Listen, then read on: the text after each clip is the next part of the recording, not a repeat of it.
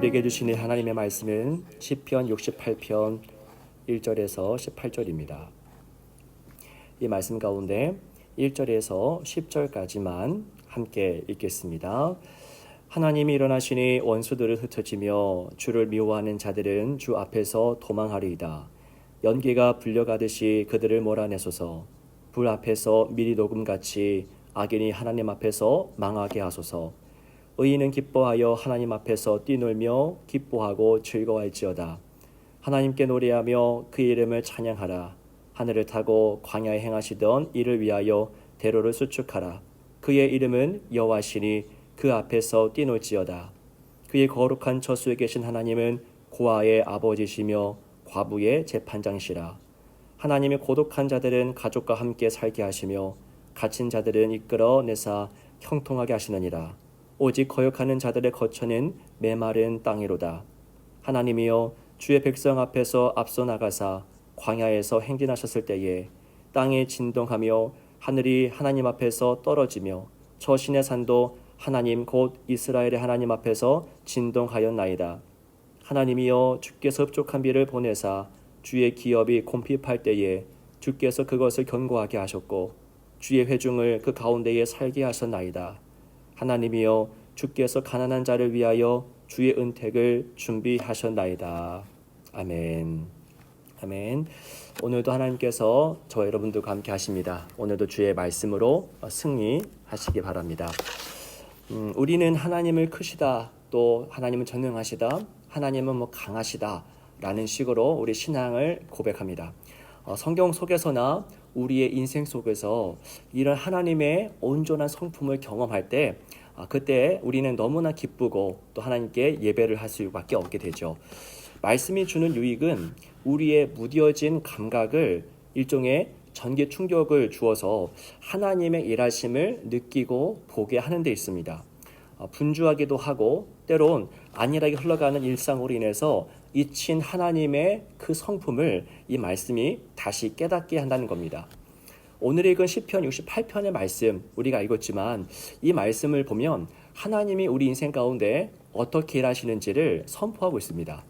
원수들을 흩어지게 하신다고 하고요, 의인들을 위로하신다라고 선포합니다. 하나님은 악인들에게 절망이지만 의인들에게는 소망이 되시는 분이시죠. 이런 하나님이 저와 여러분의 아버지가 되십니다. 5절에서 시편 기자는 이렇게 말하고 있습니다. 그의 거룩한 처소에 계신 하나님은 고아의 아버지시며 과부의 재판장이시라. 네, 너무나 우리에게 익숙한 말씀입니다. 고아의 아버지 그리고 과부의 재판장이신 분, 그분이 바로 새벽에 깨어 기도하고 있는 여러분들의 아버지입니다. 하나님은 고아들에게 어떤 존재가 되어주십니까?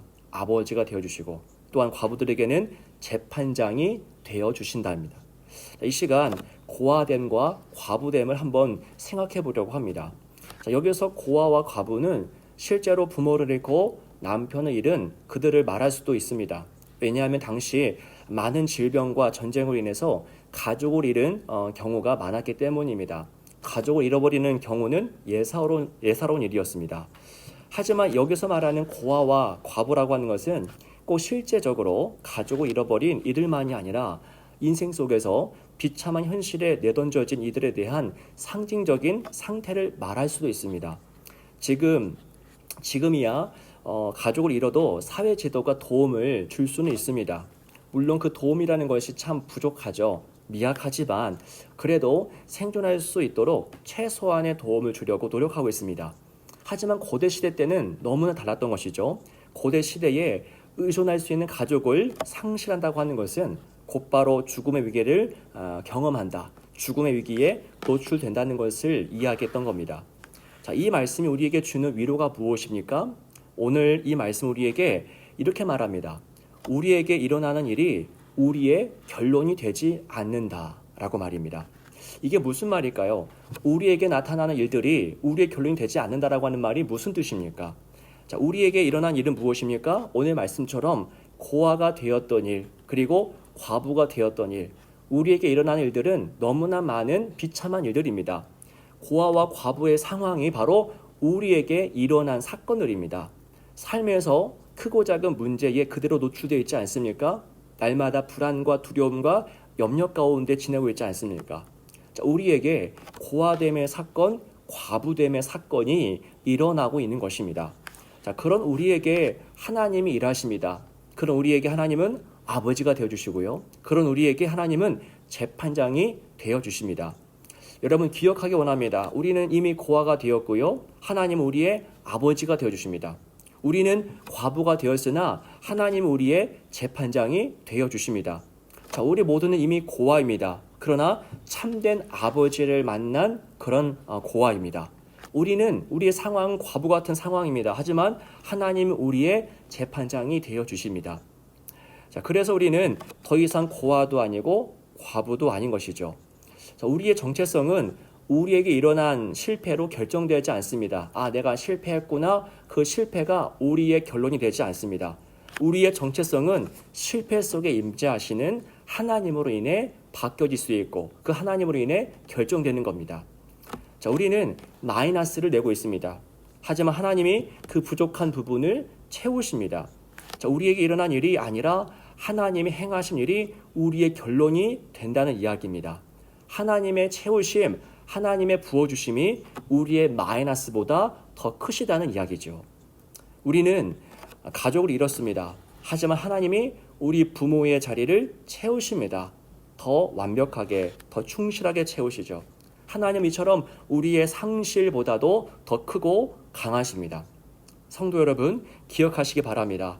우리는 고아이지만 아버지를 만난 고아입니다. 우리는 과부이지만 정의롭고 인자한 재판장을 얻은 과부인 것입니다. 우리에게 일어난 사건은 고아됨, 과부됨이지만 하나님의 전능하심은 그 모든 사건을 상쇄시키고 무마시킵니다. 우리의 삶을 일으켜 세우시죠. 이해를 돕기 위해서 이런 비유를 한번 들어봅니다. 어린아이의 손을 잡고 가다 보면요, 우리의 자녀들이나 우리 성도님들의 손주의 손을 붙잡고 가다 보면 아이들은 종종 돌부리에 걸려서 넘어집니다. 아이는 넘어져요. 아이는 넘어지지만 결국은 넘어지지 않습니다. 왜 그럴까요? 아버지의 손, 할아버지, 할머니의 손이 그 아이를 붙잡고 있기 때문입니다. 아이는 넘어진 자이지만 동시에 넘어지지 않은 자가 됩니다. 아이는 실패했으나 동시에 실패하지 않은 자가 됩니다. 아이에게 일어난 일이 아이의 결론이 되지 않습니다. 왜냐하면 부모가, 할아버지, 할머니가 그 아이의 손을 계속 붙잡고 있기 때문입니다. 여러분, 우리는 고아이고 과부입니다. 그게 우리에게 일어나고 있는 일들입니다. 하지만 그 일이 우리의 결론이 되진 않죠. 하나님이 우리의 아버지가 되어주시고 우리의 재판장이 되어주시기 때문입니다.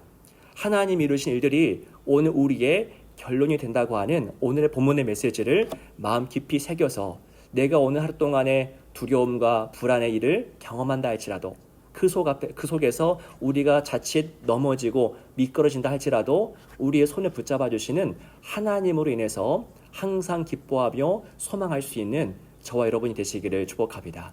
함께 기도하겠습니다.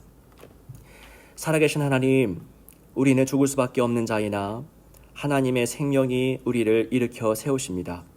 우리는 암흑 속에서 헤매곤 하지만 하나님이 빛이 우리를 비추십니다.